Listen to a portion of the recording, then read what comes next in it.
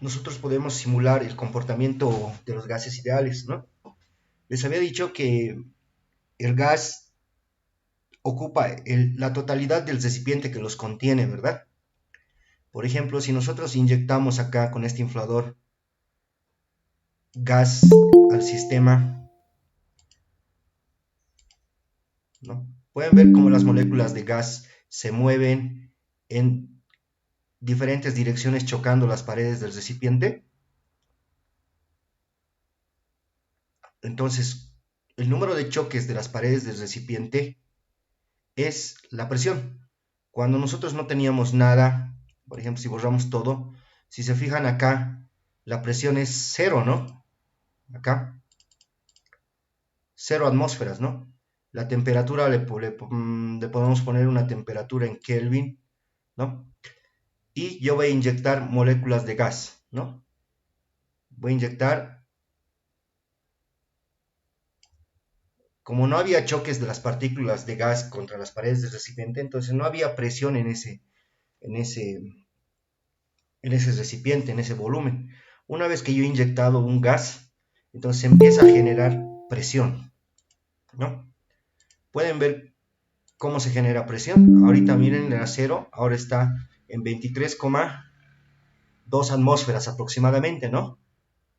Entonces la presión es debida al número de choques de las partículas del recipiente, ¿no?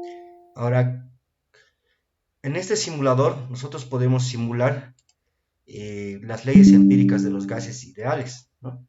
Por ejemplo, ya tenemos nuestro sistema gaseoso, ¿no? Está acá. ¿Qué nos decía la ley de Boyle? La ley de Boyle nos decía que a temperatura constante eh, la presión es inversamente proporcional al volumen, nos decía, ¿no? A temperatura constante, ¿no? Entonces, ¿cómo podemos simular la ley de Boyle? ¿No? Fíjense, ya está el sistema gaseoso. Entonces, para que se cumpla la ley de Boyle, yo tendría que mantener la temperatura constante. En el simulador me dice mantener constante ¿qué? Nada, volumen, temperatura, presión. Entonces, yo voy a mantener constante la temperatura. ¿Ya? El número de moles también va a ser constante, ¿no? Porque no estoy aumentando nada de gas. O sea, con ese gas que le he dado con el inflador, está con eso. Entonces, el número de moles va a ser constante y la temperatura también es constante, ¿no? Entonces, ¿cómo podríamos simular la ley de Boyle? ¿Qué dice la ley de Boyle respecto a la relación volumen-presión?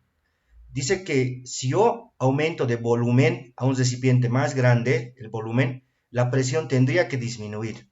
En este caso, la presión ahorita es 23,5, ¿no? 23, digamos, ¿no? Si yo aumento el volumen de esto, esta presión, este manómetro que está midiendo acá, tendría que bajar a una presión menor. Por ejemplo, voy a aumentar el volumen un poco, miren, hasta acá que es el volumen, ¿no? La presión ha disminuido a 17, ¿verdad? ¿No? Si sigo aumentando volumen, la presión va a disminuir más, ¿no? Ha disminuido a 15,8. A mayor volumen, menor presión, ¿no? Eso es lo que nos decía la ley de Boyle, ¿no? ¿Y qué pasaba en la ley de Boyle si yo disminuía el volumen, ¿no? Si yo comprimía tanto, la presión tenía que haber subido, ¿no? Estábamos en 23, más o menos estaba por acá. Si yo comprimo el volumen más pequeño, miren cómo la presión aumenta hasta 44,5 atmósferas, ¿no? Entonces la ley de Boyle quedaría demostrada. La temperatura en todo el dato ha sido 300 Kelvin. No hemos variado nada de temperatura. La temperatura ha sido constante. Y el número de moles también es constante, ¿no?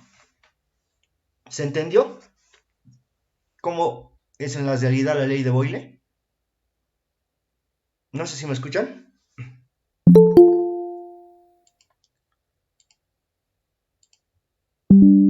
O estoy con el micrófono apagado. Sí, ya se escucha normal. Ya. Entonces, con este simulador podemos ir, ¿no? Demostrando las leyes empíricas, ¿no? Por ejemplo, la ley de Charles o la ley de Charles será que nosotros, la presión del gas tendría que ser constante, ¿no? Entonces, a ver, volveremos a nuestro sistema vacío, ¿no? Entonces le damos gas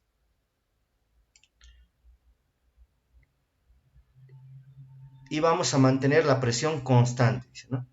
Voy a mantener la presión constante. ¿Y qué más tenía que ser constante? El número de moles, ¿no? O sea, ya no voy a aumentar más gas.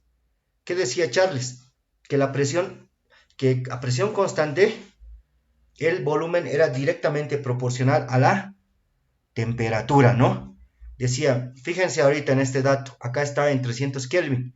Entonces decía Charles que si yo aumento el volumen, tendría que aumentar la temperatura, ¿no? O si yo aumento la temperatura, tendría que aumentar el volumen. Si aumenta uno, aumenta el otro, ¿verdad? Eso decía la ley de Charles. Aquí hay una hornilla con calor y frío. Por ejemplo, voy a aumentar la temperatura. Ahorita está en 300 Kelvin, ¿no? Y voy a aumentar hasta 400, digamos, hasta 424. ¿Qué es lo que ha pasado con el volumen? ¿Han visto que el volumen ha aumentado? Sí, ¿no? ¿Y qué pasaría si yo disminuyo la temperatura? Estábamos en 300, ¿no ve? Entonces le pongo frío. Entonces el volumen del gas automáticamente va a reducir, ¿no? A menor temperatura va a haber menor volumen, ¿no? Eso sería con relación a la ley de Charles, ¿no? A ver, veremos la segunda variación. Si variamos esta vez, en vez de variar la temperatura, vamos a variar el volumen, ¿no? Si yo aumento de volumen, ahorita está en 253 Kelvin, ¿no? Si se fijan, está en 253 Kelvin, ¿no? Entonces, si yo aumento el volumen, tendría que aumentar la temperatura. Acá tiene un agasador, con este agasador voy a jalar el émbolo y voy a aumentar el volumen, ¿no? Si aumento uno, debería aumentar el otro, 387 Kelvin, ¿no? Aumento un poco más, la temperatura sigue aumentando, ¿no? Si disminuyo, tendría que reducir, 212, ¿no? Entonces, acá podemos verificar, digamos, así con más gráficamente, que no se puede hacer un poco en pizarra, ¿no? Podemos ver la simulación de cómo es el comportamiento de los gases ideales, ¿no? Teníamos como otra ley, la ley de Gay-Lussac, ¿no? Borramos todo, ¿no? Y demostramos la ley de Gay-Lussac, ¿ya? La ley de Gay-Lussac, por ejemplo, ¿cómo podríamos demostrar? ¿Qué mantenemos constante en la ley de Gay-Lussac? El volumen, ¿no? Y es un proceso isocórico, ¿no? ¿Qué dice el proceso isocórico? A ver, voy a cargar moléculas, ¿ya? Moléculas de gas, ¿no? Cargo moléculas de gas y esta ya empieza a marcar una presión. En la ley de Gay-Lussac, este volumen no va a variar, el volumen va a ser constante. Entonces, la ley de Gay-Lussac me da la relación volumen constante, ¿no? Me da la relación presión y temperatura. Si aumento la temperatura, debería aumentar la presión. Ahorita la temperatura está a 300 Kelvin y la presión está a 24.6 atmósferas, ¿no? Entonces voy a aumentar con esta hornilla que tengo acá, voy a aumentar calor, ¿no? Voy a aumentar la temperatura hasta 400, ¿no? Aumento hasta 433, miren cómo la presión va subiendo, ¿no? A medida que aumento más temperatura, ese manómetro empieza a subir de presión. ¿Por qué? Porque como estoy calentando, y fíjense cómo las moléculas del gas empiezan a moverse más rápidamente. O sea, cada vez están más locas, ¿no ve? Entonces generan más presión, ¿no? Entonces, esa es la ley de Gay-Lussac, ¿no? Si aumento uno, tendría que aumentar el otro. Ahora, si disminuye la temperatura, debería disminuir esta presión. Si disminuye la temperatura y las moléculas van disminuyendo de presión, ya no van chocando tanto y esto ya se vuelve más lento el movimiento de las partículas de las moléculas, ¿no? Y el gas siempre ocupa todo el recipiente que los contiene, ¿ya? El gas siempre ocupa, ¿no? Este sería, digamos, si yo tuviera aquí en este sistema y si estoy adicionando, ¿no? Como hoy día decimos cantidad de moles, estaría aumentando, ¿no? Esto sería el fenómeno de adición, aumentar al mismo envase y en el envase, como hay mayor cantidad de moles, empiezan a chocar más rápidamente. Si tuviera una fuga, extracción, fíjense acá arriba tiene un agasador y el gas empieza por la fuga, empieza a salir, ¿no? Entonces, a veces nos piden calcular, ¿no? Esas moléculas que han escapado, ¿no? Han escapado, digamos, nos dice 2 mol de oxígeno, ¿no? Eso sí ha escapado. Ahora medime la presión, medime los números de mole que han quedado, dice, ¿no? ¿Se entienden las tres leyes?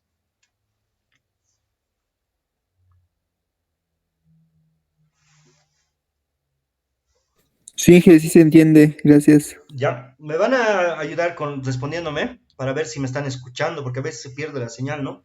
Y no les puedo escuchar ni yo a ustedes, ni ustedes a mí. Por favor, ese favorcito les pediría para que la clase sea, como es virtual, sea un poco menos pesada, ¿no? O sea, más activa y que me ayuden con los cálculos, ¿ya? ¿Ya? Entonces, a ver, voy a borrar esto. Sistema otra vez en cero, ¿ya? Mañana vamos a avanzar esto, pero también es bueno que yo les muestre acá. Siempre hemos trabajado con un solo gas, ¿no? Miren, un solo gas podría ser este oxígeno, ¿no? Ahora, ¿qué pasa si yo aumento otro gas, ¿no? Aquí las moléculas azules reflejan que es un solo gas, ¿ya? ¿Qué es lo que va a pasar si yo aumento otro gas? Van a ver cómo se comporta el fenómeno, ¿ya? Voy a aumentar este, digamos que sea oxígeno y estos rojos que sean nitrógenos, ¿ya? Voy a aumentar 2 mol de nitrógeno. Miren cómo el gas entra y el gas rojo, ¿qué volumen está ocupando? Está ocupando el volumen total del recipiente. Igual, ¿no ve? Como si estuviera solo. Y el gas azul sigue igual, como si estuviera solo, ocupando la totalidad del recipiente, toda la frontera. O sea, en una mezcla de gases, esto ya vendría a ser una mezcla, cada gas se comporta como si estuviera solo. Es decir, a ese gas no le importa el otro gas. Ese gas rojo tiene su presión, tiene su volumen, tiene su temperatura, ¿no? En este caso, ambos comparten la misma temperatura, 300 Kelvin, ¿no? Y comparten este mismo volumen. Digamos que este volumen sea 20 litros, ¿ya? Que sea una gasafa, digamos, ¿no? Entonces, cada gas se comporta como si estuviera solo. Y esa es la ley de Dalton, ¿no? La ley de Dalton se aplica ya a mezclas gaseosas. Esto es una mezcla ahorita. Y en una mezcla se aplican todas las leyes, no, todos los conceptos que hemos aprendido anteriormente en la mezcla. Van a ver mañana cómo vamos a aplicar, ¿no? A cada gas como si estuviera solo, ¿ya? Pero, ¿quiénes están chocando contra las paredes del recipiente? Ambos, ¿no ve? O sea, van a tener una presión total, así como mezcla, una presión total, y también van a tener una presión parcial. La presión parcial va a ser la presión ejercida solo por las moléculas de sojo para el nitrógeno y la presión ejercida por los choques de sol, solo las moléculas de oxígeno, las azules, van a generar otra presión y se van a llamar presiones parciales. Como son parciales, va a haber un total de los dos que se va a sumar. Ahorita este manómetro lo que está leyendo, 41, es la presión total, ¿no? La presión total de la mezcla, ¿no? Esa es la presión que nos está dando, ¿ya? ¿Se entendió esta parte de manómetros, perdón, de leyes empíricas?